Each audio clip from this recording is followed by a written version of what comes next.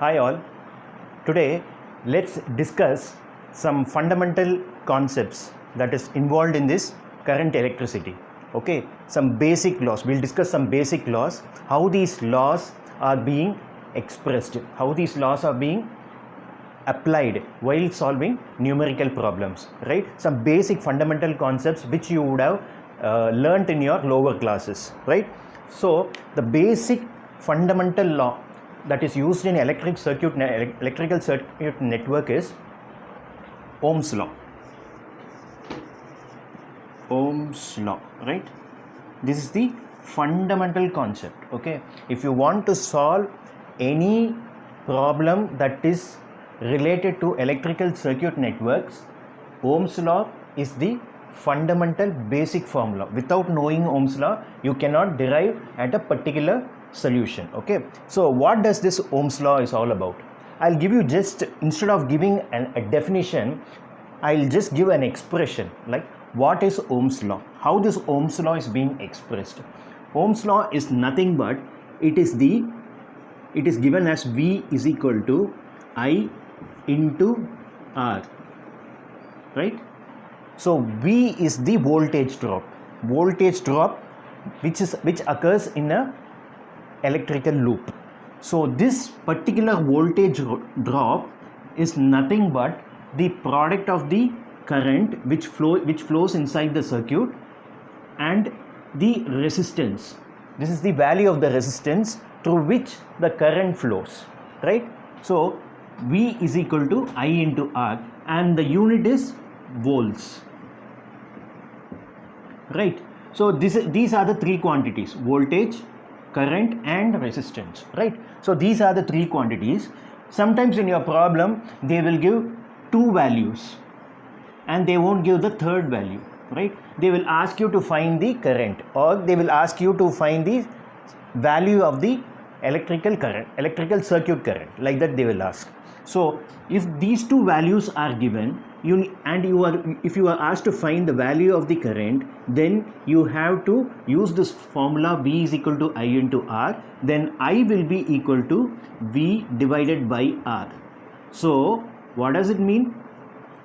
The current that is flowing through the circuit is nothing but the ratio between the voltage drop and the resistor through which the current passes, the value of the resistance through which the current passes, right? So what will be the unit for this one? The unit of this one will be amperes or just A. If two quantities are given, if voltage drop is given and the current that is passing through the electrical circuit is given, so then they will be asking you to find the value of the resistor R. So what you will do in case if they are asking to find the value of the resistance? R is nothing but it is the ratio between the voltage drop in the circuit divided by the current. Voltage drop means the value of the voltage source. Okay, so R is equal to V by I. So what will be the unit? The unit is nothing but ohms. Okay, this is how we used to represent ohms. Ohms is nothing but the unit of resistance. So these are the three fundamental parameters that you need to understand why you want to know something about Ohm's law. Okay, so Ohm's law deals with V is equal to IR. This is the fundamental expression. Okay, without knowing this expression you cannot do further problems, right? So this is all about Ohm's law. Now let's get into the second concept. The second concept is called as Kirchhoff's current law, or in short it is being represented as KCL. It is Kirchhoff's current law.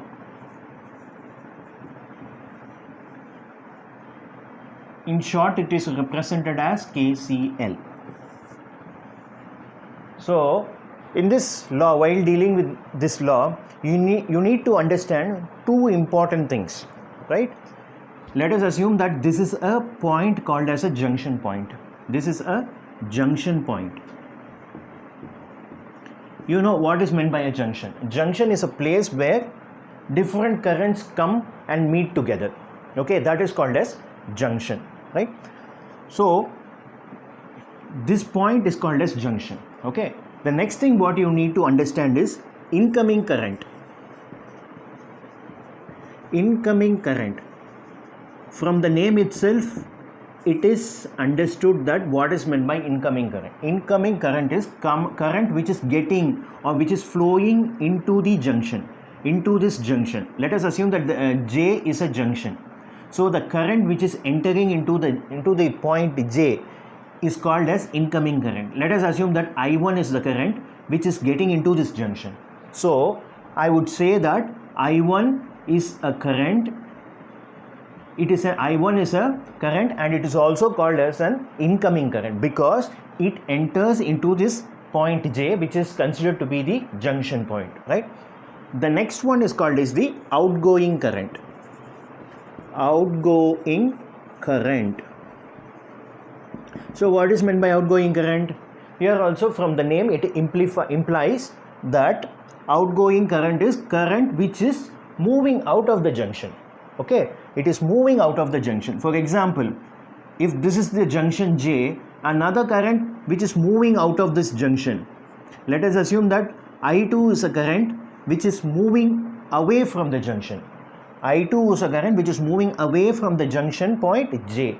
So this I2 is called as the outgoing current, which is a current which is moving out of the junction is called as an outgoing current, and the current which approaches the junction J is called as an incoming current, right? So these are the fundamental things that you need to understand while understanding the concept of current law, that is KCL. Now let's get into the basic expression that is involved in this Kirchhoff's current law. What is the basic expression, right? So I'll draw a figure. Let us assume that this is the junction point J. Now a current of value I1 gets into or it approaches junction J. I1 is a current that is entering into junction J. Similarly, another current I2 is also entering into this junction. I1 is a current, I2 is another current which also enters into this junction J. Similarly, another current I3 enters into this junction J. Another current I3 gets into the junction, okay? And another current I4 flows away from the junction. I4 is a current which moves away from the junction. So I4 is a current which moves away from the junction. So in this diagram we have three currents that is flowing into the junction and one current which is moving out of this junction, right? So totally we have four number of currents moving in different directions. So now I1, I2 and I3, all these three currents are called as incoming currents. They are called as incoming currents because, as explained before, since they are called as incoming currents because they are approaching towards this junction point J. So they are called as incoming currents. And I4 which is moving away from the junction point J is called as outgoing current. This is called as outgoing current.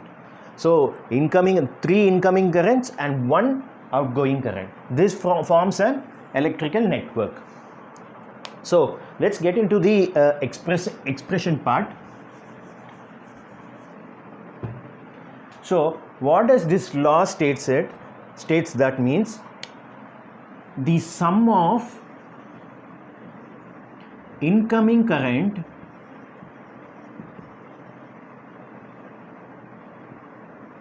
is equal to the sum of the sum of outgoing current, okay, sum of incoming current is equal to the sum of outgoing current, sum of incoming currents, okay, current or currents, so is equal to the sum of the outgoing currents. So now this is all about this Kirchhoff's law. The law KCL states that sum of incoming current is equal to sum of the outgoing currents, right? So now what are the incoming currents? Incoming currents are I1, I2 and I3. So I1, I2, I3, so it is being mentioned as sum of the incoming current. That is very important. Okay, you need to pay attention to this letter.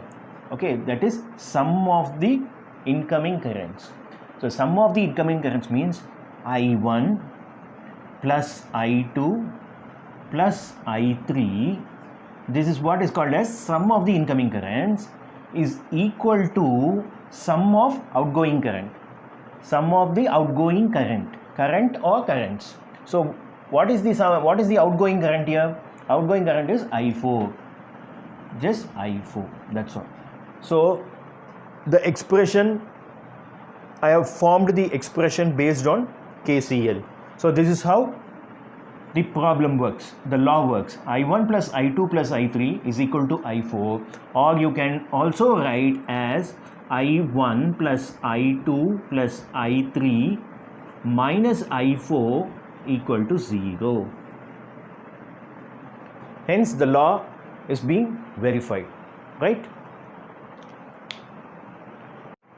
Now, after seeing Kirchhoff's current law, KCL, the next law which we are going to discuss now is called as Kirchhoff's voltage law. It is called as voltage law. So voltage, Kirchhoff's voltage law, KVL. Okay, so what is this KVL? Okay, is it same like Kirchhoff's current law? Means no, it's not same like Kirchhoff's current law. It is somewhat different from this current law, but it is very easier to understand once you know the basic if you are able to understand the basic concepts, then this KVL is nothing. Okay, so that if it is nothing means if you are thorough with this KVL means you will be able to solve any type of numerical problem, right? So I'll tell you what is the law for this one. Okay, the sum of voltage drops, the sum of the in a closed circuit, in a closed circuit or loop or whatever it is, this is very important. In a closed loop, the sum of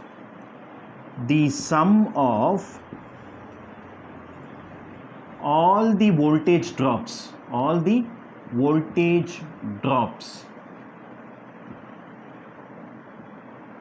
in that closed loop will be equal to 0.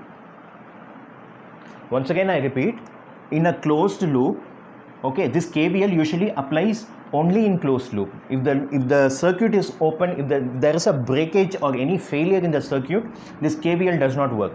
Okay, so that is the reason why I'm mentioning this point, in a closed loop. This is very important.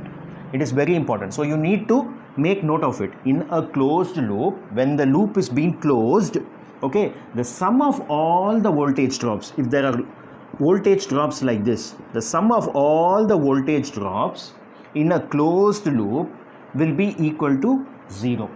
Okay, this is the fundamental principle. This is the fundamental concept of this KVL, right?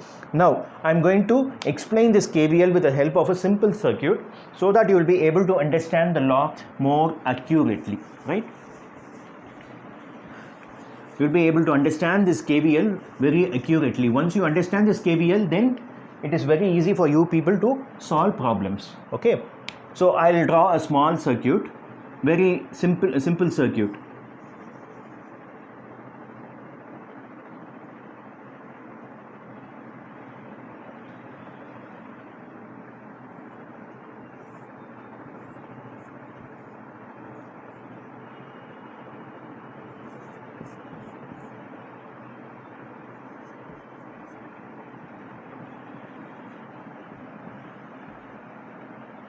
right? So now this is a circuit. Let us assume the points, mark the points as A, B, C and D, right? So this is a circuit, ABCD. ABCDA is a closed circuit. It is a closed circuit. Okay, so the closed circuit or closed loop is ABCDA. ABCDA is a closed loop, right? Now in this circuit you have a battery of voltage value 5 volts. So this is the positive terminal of the battery and this one is the negative terminal of the battery, right? So you have a voltage source which supplies electric current. Okay, fine. Now from this battery you get a current I. From this battery you get a current which starts flowing from the positive terminal and it goes through the first resistance, then it goes to the second resistance, then it goes to the third resistance, and once again it comes to the negative terminal of the battery. Okay, this is how the current keeps flowing in this circuit. I, right? This is how the current keeps flowing inside the battery. So according to Kirchhoff's voltage law, what does it say is the sum of all the voltage drops, all the voltage source, okay, voltage drops in a closed loop will be equal to 0, right? Now my direction of travel will be in the clockwise direction. My direction of travel will be in the clockwise direction in this loop. What is meant by direction of travel? This is how in this direction only my entire analysis, this is how I am going to analyze the loop along with the direction of the flow of the electric current, right? This is how I am going to analyze the entire loop. So now from this, keeping the KVL, keeping the voltage law, okay, based on the voltage law, I am going to form an expression using this simple circuit. How I am going to form this, how I am going to form the expression. Now my direction of travel is in the clockwise direction.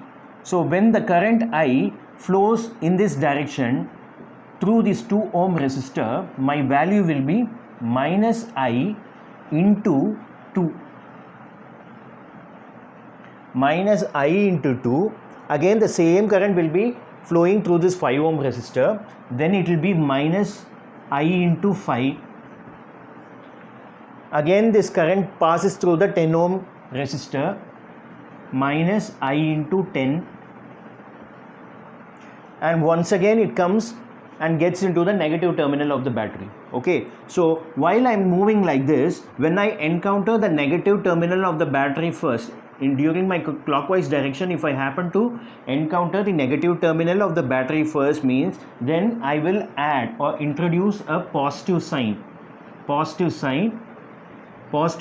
and I put this value 5 plus 5. This is how I will represent the voltage source, okay, while forming the Kirchhoff's voltage equation. Okay, this is how I am going to do. I is a current which flows from the battery, from the positive terminal of the battery.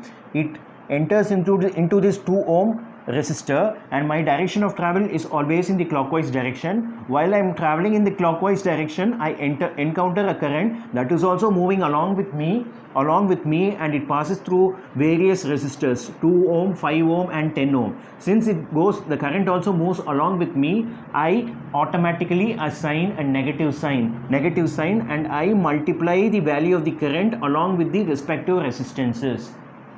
Okay, then the voltage source, while coming to this voltage source, the first thing I am getting into this negative terminal. After passing through the entire resistance, the current will first enter into the negative terminal of the battery. Since when the negative terminal of the battery comes first, then automatically I will assign a positive sign,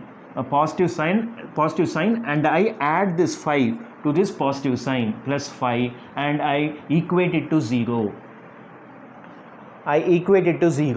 So what is I into 2? I into 2 is, I is current, and R is resistance. I is current and phi is resistance, the value of the resistor. I is the current and 10 is the value of this 10 ohm resistor. So I into R. What is I into R? I into R is nothing but the voltage drop. Voltage drop. I into R is nothing but the voltage drop. This is what I told you in the Ohm's law. Starting of the video session, we were discussing about this Ohm's law. What is the fundamental expression for Ohm's law? The voltage drop is nothing but the voltage is expressed as the product of current into resistance. So here also the voltage drop across these resistors is expressed as the product of the current into the value of the resistor, I into 2, right? That is what I into 2, I into 5 and I into 10. So these are all the voltage drops, and this is also the value of the voltage source. So I'm adding plus 5 over here. So I'm equating it to 0. So what does Kirchhoff's voltage law states? Kirchhoff voltage law states that in a closed network or in a closed loop, the sum of the voltage drops. So these are the voltage drops. Okay, these are the voltage drops. The negative sign is depending upon the direction of my travel. Okay, depending upon the direction of my travel, I have analyzed the direction of the current. Since both the direction of the travel and the current is moving in the same direction, I have introduced a negative sign over here, and the current first reaches the negative terminal of the battery. Since it reaches the negative terminal of the battery, I have added one positive sign over here, and I have introduced this 5 value here. So it will become plus 5. So according to KVL, in a closed network or a closed loop, the sum of the voltage drops that is obtained in this closed loop will be equated to 0. So this is what. So now what I can do? Minus 2i minus 5i minus 10i is equal to minus 5. You got it? Minus 2i minus 5i minus 10i is equal to minus 5. Or I can write it as 2i plus 5i plus 10i is equal to 5. And I'm taking all the negative signs and I am replacing it with positive sign. So 2i plus 5i plus 10i is equal to 5. This is the equation that has been obtained by using the Kirchhoff's voltage law. Okay, based on the application of KVL, I have formed an equation. Okay, this is how you need to keep on getting more equations, and you will get 2 or 3 equations, and you have to solve those 3 simultaneous equations, 2 equation or 3 equation, depending upon the network that has been given to you. You need to solve the equations and you need to get the individual values of the current. Okay, that's all about Kirchhoff's voltage law, right? Okay, thank you.